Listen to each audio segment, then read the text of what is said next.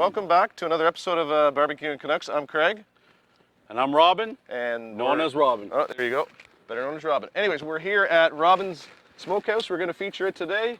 It's the first episode we've done with his creation. Robin's going to tell you all about it and how he made this with his own two hands. And we got something special today we're going to do. I've never tried this before, but we're going to have some Goose Jerky. And the Goose Jerky is compliments of this shot.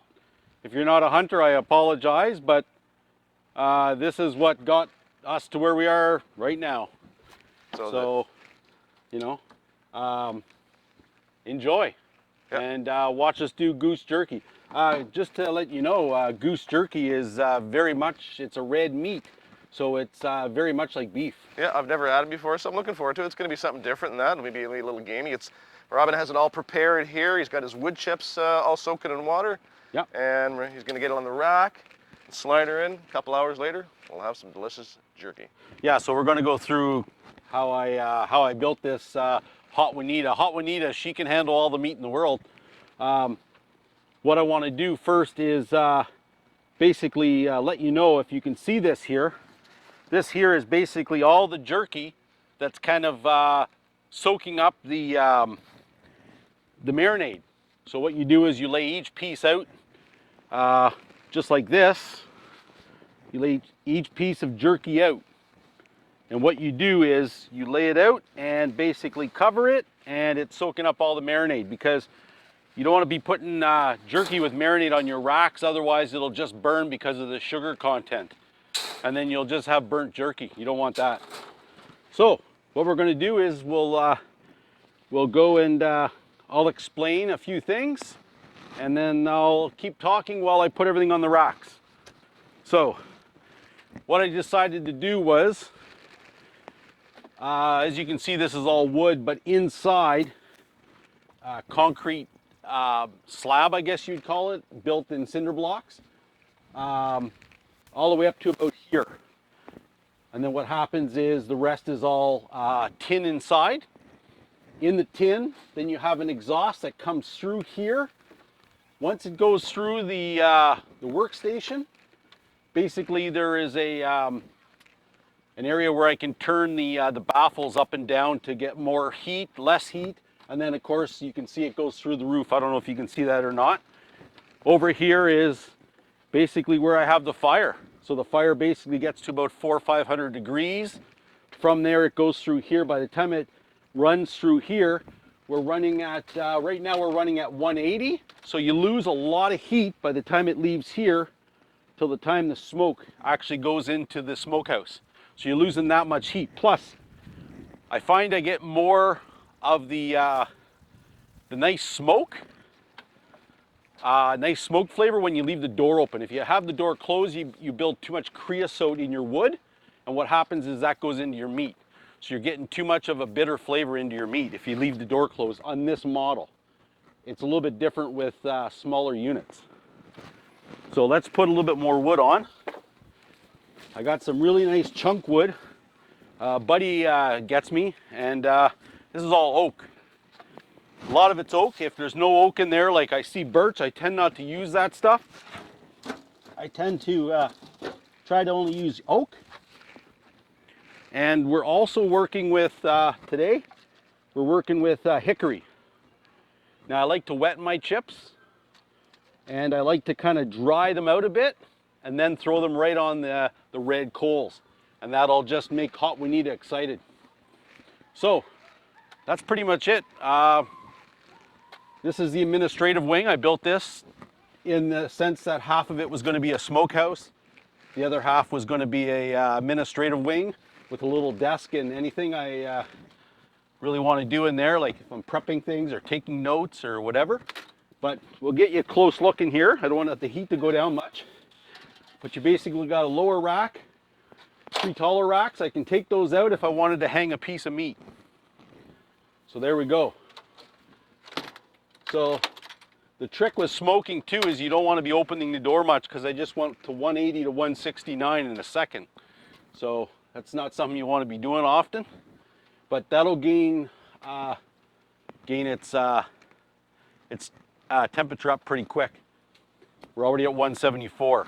So I'm going to start working on the jerky, putting it on the racks. Now the thing with jerky is you want to cut it thin enough, about a little bit less than 3/8 of an inch.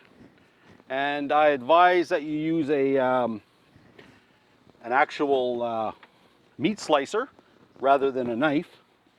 And you always want to do it semi-frozen. That way you get a really good turnout of your meat, and it's consistent and it's not floppy when it's going through the machine. And Robin, so how long do you figure it's going to take to do this meat? So what's going to happen is this meat is going to, based at 200 degrees, let's say 200 as an average, what it's going to do is it's going to bring it up to the safe mode of meat. So it's going to cook it to a safe mode, and then what's going to happen is I'm going to regulate the heat, bring it down to between 180 and 220, and what that's going to do is it's just going to dry out the meat. So we're looking at probably, with this kind of meat being this thin, and Goose being very quick cooking meat, we're looking at probably I can get all this done in about 2 hours, maybe 2.5 hours. Now, all this meat we're smoking today, Yeah. Would you say this is more than one bird, or how much meat can you get out of a goose? So these slabs of meat, I could probably get about 15 or 20 of these out of one breast. Okay. So you're looking at a bird with 2 breast sides. You're looking at about 40 pieces of meat. So you're looking at, right now I have quite a bit here. I'd probably say there's 3 or 4 goose here. All right. Geese, sorry, not goose. Geese or goose. Goose, geese, yeah. I don't think we can get any more Canadian than this. You know, we're Nope. cooking up a Canada Goose, and we're gonna be featuring a beer, of course, too, like we always do. We'll bring that up in another segment. It's we got something brand new from Covered Bridge Brewing Company, and that a beer neither me and Robin have tasted before. So hopefully it's gonna be good. Awesome. And well. So what you see here now is you see a rack completely full. We're going to put that in at the top. So the way smokers work is the heat always cooks at the top first, believe it or not. So we're going to put that right in the top there. We're going to shut the door.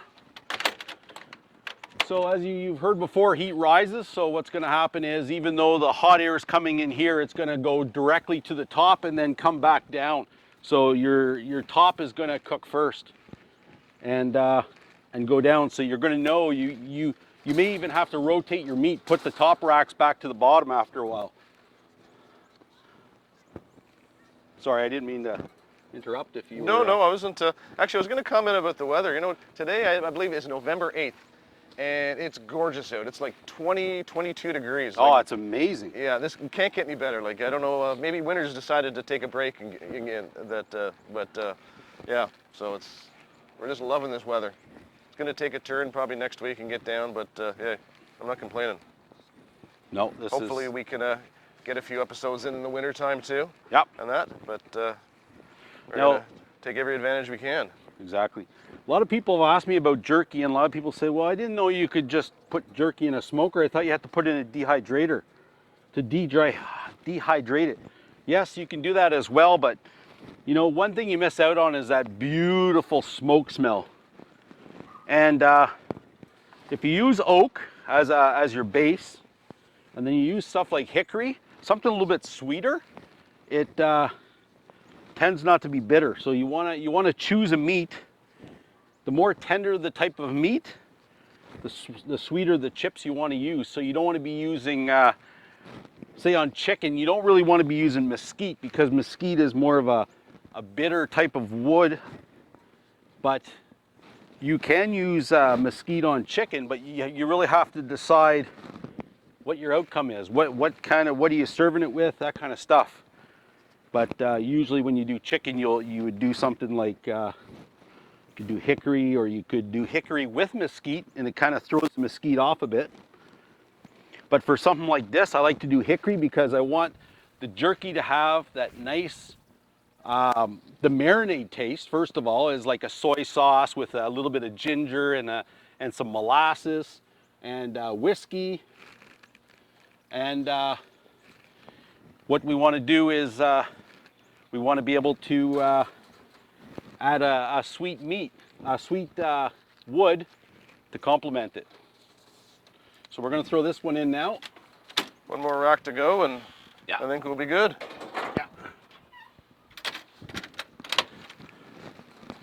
All right, we're just going to take a quick break. All right, we'll get the rest of the meat on the... Yeah, we'll get the rest of the meat on and we'll be right back. All right, welcome back. We've got our goose jerky in the smoker, and it's smoking a couple hours, and we'll have a finished product. So right now we're back to our other segment when we try a brand new beer. Oh, nice. And Robin, do you want to maybe talk about it a bit? So this is from Covered Bridge Brewing Company. I think they're outside of, well, they're actually in Stittsville, Ontario. Which is about a 10-minute drive from here. Well, let's get in the car now and go get more. Yeah. And walk on the mild side. Award-winning English-style mild is malt-focused with enjoyable coffee and biscuit notes. Mm. It's a medium body and low bitterness, make it smooth and easy to drink. An all-season browned ale. You know what? That tells me it's going to go really good with Goose. Yeah. Give it a try. Let's try it out. This is what it looks like here, folks. Let's give it a try. All right. Oh yeah, it's really dark, eh? Yep. Cheers. Cheers.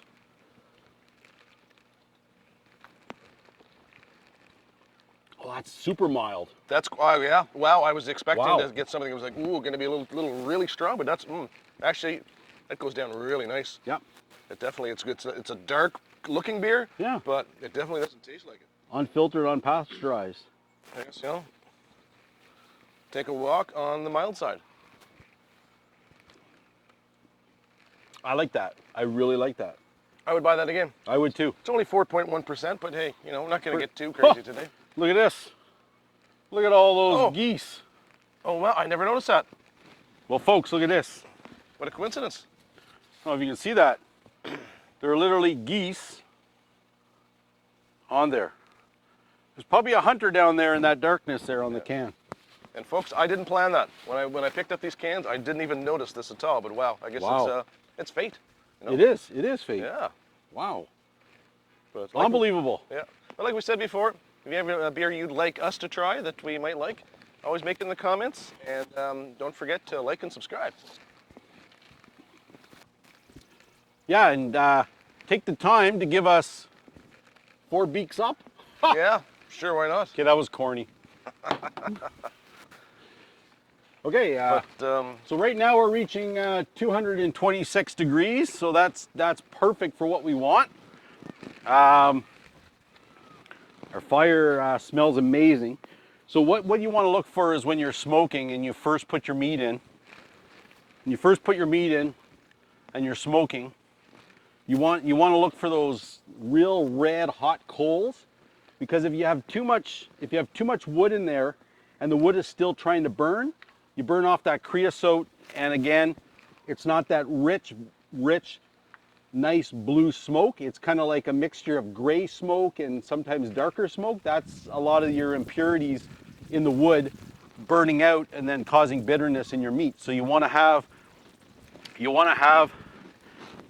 a nice rich smoke coming out. I don't know if you can see that. I wouldn't say rich, I'd say more of a mild blue. But you can see it more down here. I should move the camera, but basically you want to be able to see red coals. If you can see the red coals, then that's when you want to start putting on some of your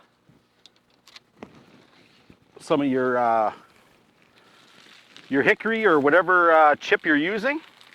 I'm just draining out the water.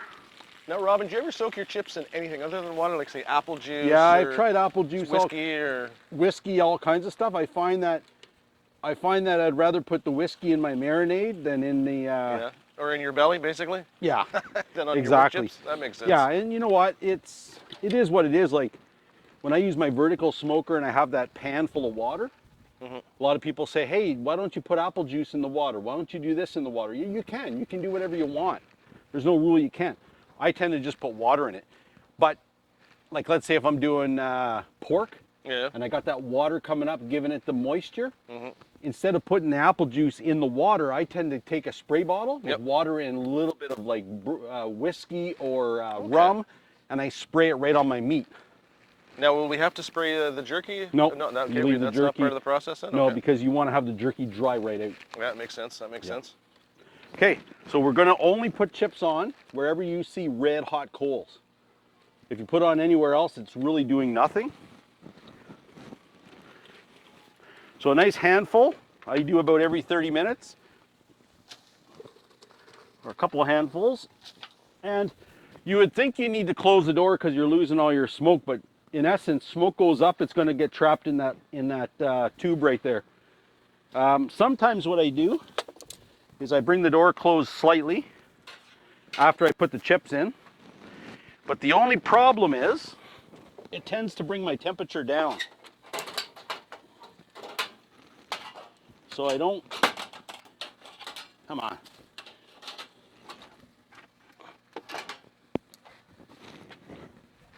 Now, as you'll see, especially out this door, there's a few cracks, not many, but you'll see the smoke will really improve because of the wood chips, which is going to be happening in a few minutes. You know, Robin, I gotta say, this is quite an impressive smokehouse you've built. You know, this isn't your pellet smoker you get from Cabela's or your Canadian Tire Special. This is a real smokehouse. This is for serious smokers. And you know what makes it serious? The fact that it has a dinner bell. There you go. That dinner bell was given to me from a buddy, Mr. Drummond. Okay. Gave me this. This was on his grandfather. I could be wrong, just in case Mr. Drummond is watching, but I believe that was from his grandfather's cottage. Okay. And they used to ring that when supper was ready. Okay. And so he thought the only place it would feel suited was during our events, to let everybody know the meat was ready. Oh, cool. Anyway, sorry, what you were going to say? Oh, no, I was going to say just you've got a lot of different things on your smokehouse. I noticed you got a little buddy up there, a crow. Does he have a name, or have you named him? I think his name's Craig. His name's Craig. Craig the Crow? No, he doesn't have a name. He doesn't have a name. Hey, maybe So- we can come up with a name. I don't know if you can see this or not. This is the Euphoric Jerky Company. So euphoric, everybody knows what euphoric is. It's like amazing, out of this world. So I use the wording for euphoric like the dictionary. It's I don't know what they call it. It's just a different type of wording, but it's the broken down version of the word euphoric.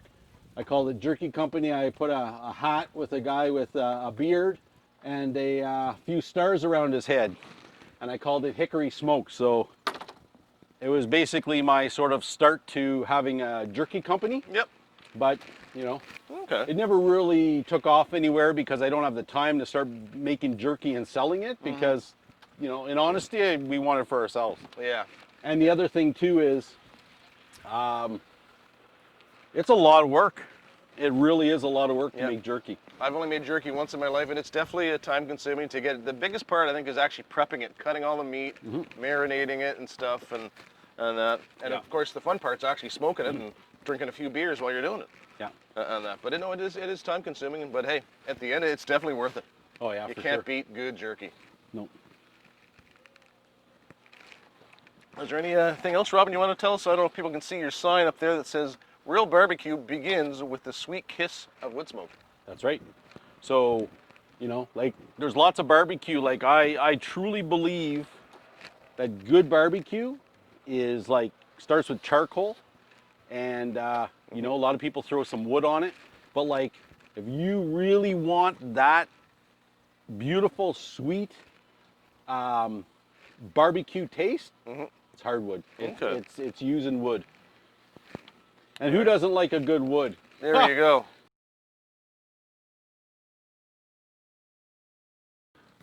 But yeah, and then make Oh, careful there. Yep. Careful. make bacon, not war.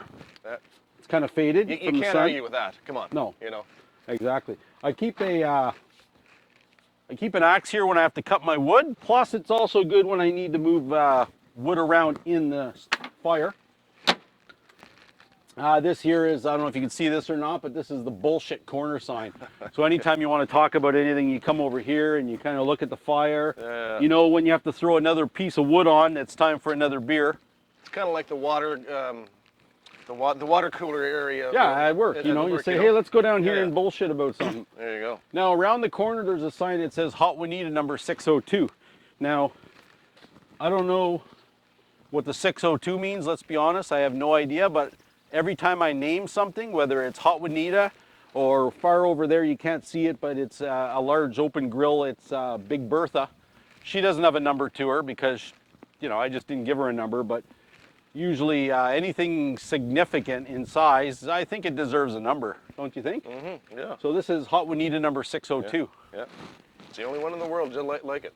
You know, there might be a Hot Juanita 601 or 603, but, Hey. you know, honesty, Yeah. you know, the 602 is the beast. But it could be the 6 month second day, like I did build it around June, so, Okay. you know. Now this here, a lot of people might get offended, but you know what? Whatever. I'm still using the good old Chief Indian, but this is Raging Squanto Magic Rub. So this is my magic rub that I've created that has a little bit of heat to it. So it has a little sweetness, but it hits you like with chili. And what Raging Squanto is Squanto was the Indian that helped out the Pilgrims back in the day, and then they betrayed him. Oh. So now he's literally pissed, and he's back to kick some ass. Oh yeah. And he does that when you try that rub. Okay. So that's Raging Squanto. Yeah. I don't know. You And got your little thing here to open your beer bottles oh, and yes. cap your bottle caps. yeah, the old caps. If caps could tell a story, man, you know. Oh, you see the squirrels have put something in there. But yeah, All right. Well, good times. Like stuff like this is for my special thermometers that I use, and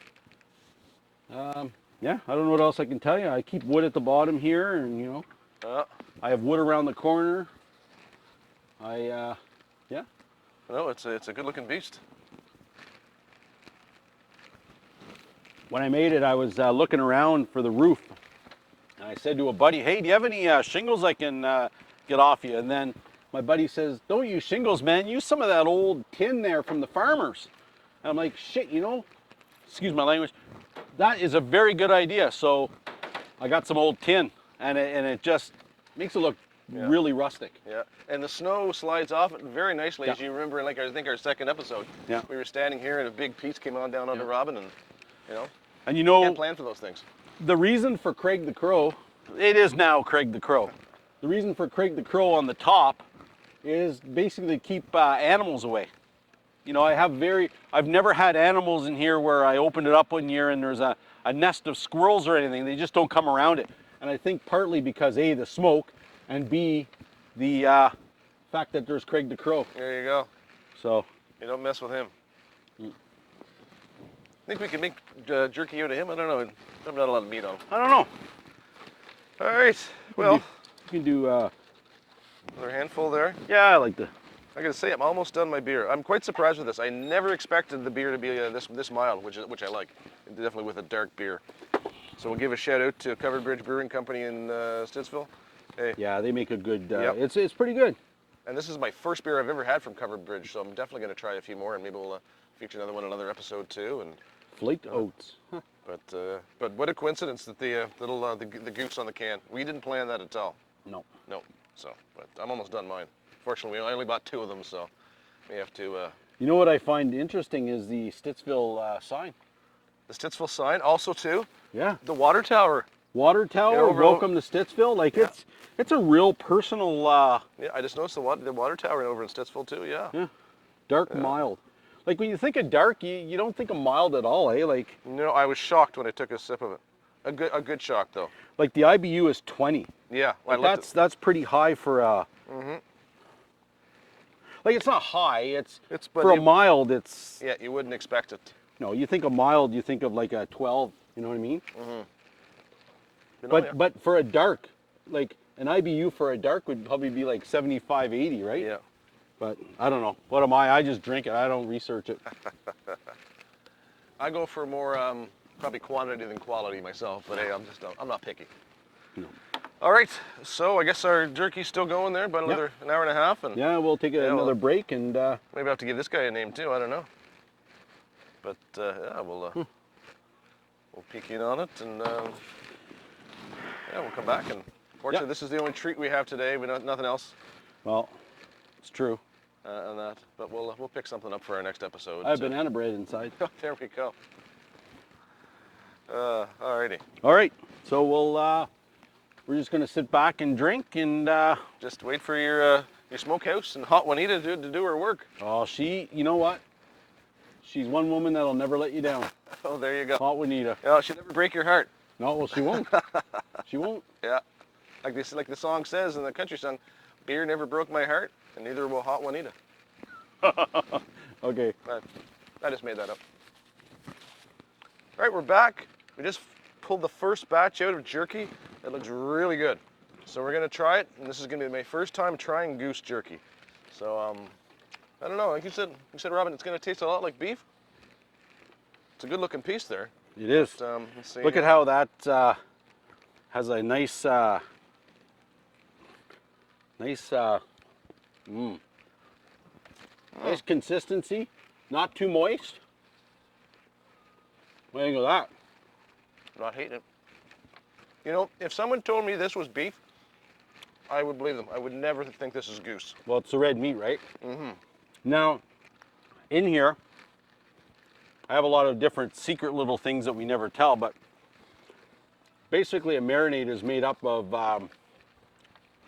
molasses. Molasses gives it the sort of like the browning, if you will, because molasses attracts the heat and kind of gives it a like sort of a almost like it almost wants to burn it. Mm-hmm. But to counteract with that, you want to use soy sauce as well. Soy sauce will dry out your meat quite a bit, but it also leaves a really nice salty taste. Mm-hmm.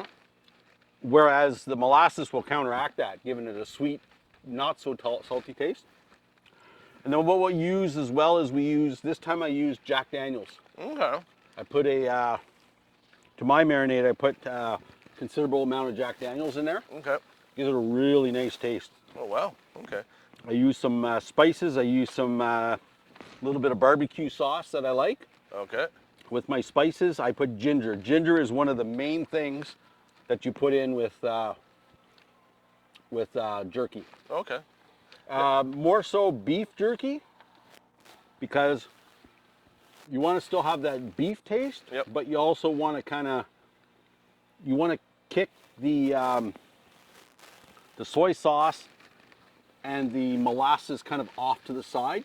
Mm-hmm. So that's why you add a little bit of the ginger. Okay. Kind of gives it a really, it's hard to explain, but it's almost like the ginger kind of takes effect. Mm-hmm. And then as you're chewing and chewing, you get to that soy sauce, the barbecue sauce, the spices, everything else afterwards. Yeah. It's kind of like a delayed effect. Hmm. You know, I'm not sure if you mentioned this or not, but how long do you marinate the jerky for before it actually hits the smoker? 48 hours. 48 hours, so basically 2 days. So you're taking your meat, you're slicing it up, you're throwing all your meat right in the marinade. Mm-hmm. And then you're taking your hands, you're taking a handful and you're putting them in Ziploc bags. Okay. Until you get a considerable amount into a freezer Ziploc bag, getting all the air out of it, sealing it, putting it in the fridge for 48 hours. Okay. And then I noticed with the paper towel too, you kind of you have to dried it all out. Yeah. Okay. Now, if you leave it on there, it's going to drip all over your smokehouse, for one thing. Yeah. Secondly, the heat's going to take over and you don't have all that marinade off. It's going to coat it, seal it, and you're not going to be able to get the smoke going into the meat. Okay, I understand. You're basically sealing your meat when you shouldn't. Okay. But now, some people will actually get the marinade off their meat by washing it. Oh, okay. I don't agree with that because it takes too much out of it. Mm-hmm. You're losing too much. Mm-hmm. But to each their own, right? Oh. Well, I got to tell you, I'm impressed. I said I would have never thought this was goose. Nope. Definitely would have thought this was beef. Mm-hmm. So, well. And you know what's funny? It hasn't happened today, but when I was cooking, when I was smoking beef goose the other day, because I did some on last week, the other day. There was a whole bunch of geese flew over. Oh, wow. They're probably having a condolence to the smoke was going right up in their faces. Oh, boy. All right. So I felt bad. I'm sure the goose did too. But Yeah. anyways. Wow. All right. Well, it's a good time like it always is. You know? Delicious meat, delicious beer. Oh, it's great. You know, and you can't beat this weather in November. No. I would take this 12 months of the year. November 8th. Yeah. Fantastic. And then probably the next time we do an episode, hey, might be snow on the ground. But we'll see how Well, that there might happens. be. Okay. Well, All right. So thank you to Covered Bridge Brewing Company. Your beer was very good. Definitely going to try very a few good. different ones. And thank you, Robin, for showing us your smokehouse. And well, thank you know, you. like I said, this ain't no pellet smoker. This is the real deal. So I'm sure we'll be doing a few more episodes with Hot Juanita in the future. Yeah. So anything all else right. to say there before we No, wrap it up? I think that's pretty much it. Okay. So And, folks, don't remember, like and subscribe, tell your friends, and if you got a beer you think you want us to try, leave a comment That's right. And we'll see you next time. on Bbq'In Canucks. Canucks. See you later.